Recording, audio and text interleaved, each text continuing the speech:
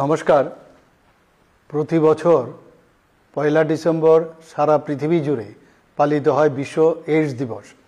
আমাদের দেশ এবং রাজ্যেও প্রতি বছর এই দিনটি অত্যন্ত গুরুত্বের সঙ্গে পালিত হয়ে আসছে। রাজ্যের সংশ্লিষ্ট কয়েকটি সরকারি দপ্তর, বেসরকারি প্রতিষ্ঠান এবং নানা পেশায় নাগরিকদের মননশীল অংশগ্রহণে এই দিবসটি পালিত হয়। এই বছর দিবসটি উদযাপনের মূল বিষয় হল overcoming disruption, transforming the AIDS response.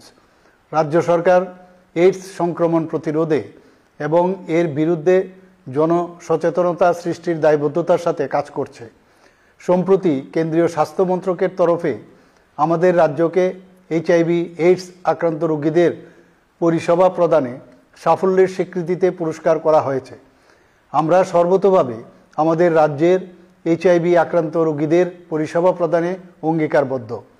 এই রোগ যে করে হোক নির্মূল করতে হবে। এইচআইভি জীবাণু এবং পাশাপাশি এইডস রোগ সম্পর্কে রাজ্যের জনগণকে সচেতন করাই এই দিবস পালন করার মূল লক্ষ্য।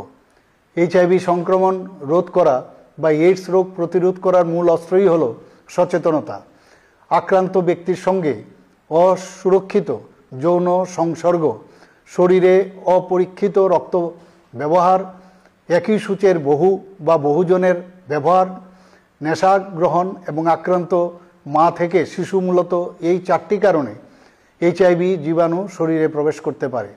কেন্দ্রীয় স্বাস্থ্য ও পরিবার কল্যাণ মন্ত্রকের বিভিন্ন নীতি নির্দেশিকা মেনে জেলা, মহকুমা, ব্লক স্তর পর্যন্ত বিভিন্ন কর্মসূচি ও উদ্যোগ গৃহীত হয়। বিশ্ববিদ্যালয়, মহাবিদ্যালয়, বিদ্যালয় স্তরে নানাবিধ কর্মসূচি পালিত হচ্ছে। বিভিন্ন সরকারি দপ্তর ও স্বেচ্ছাসেবী প্রতিষ্ঠানের সার্বিক অংশগ্রহণের মাধ্যমে এই রোগ নিরাময়ের চেষ্টা চালিয়ে যাওয়া আমাদের দায়িত্ব। শিরাপথে মাদক ব্যবহারের ফলে যেভাবে আমাদের রাজ্যে এইচআইভি ছড়াচ্ছে, তা থেকে নিজেকে এবং পরিচিত সকলকে দূরে সরিয়ে রাখতে হবে। বাঁচাতে হবে নতুন প্রজন্মের ছেলে মেয়েদের। নেশামুক্ত রাজ্য গঠনে সকলকে এগিয়ে আসতে হবে।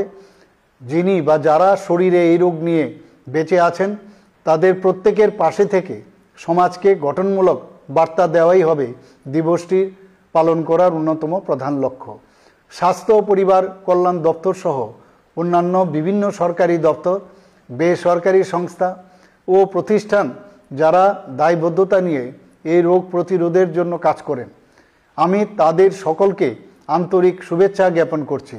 জনগণের সক্রিয় অংশগ্রহণের মাধ্যমে আমরা আগামীতে এই জীবাণুর সঙ্গে লড়াই করে তাকে পরাস্ত করতে পারব। নমস্কার।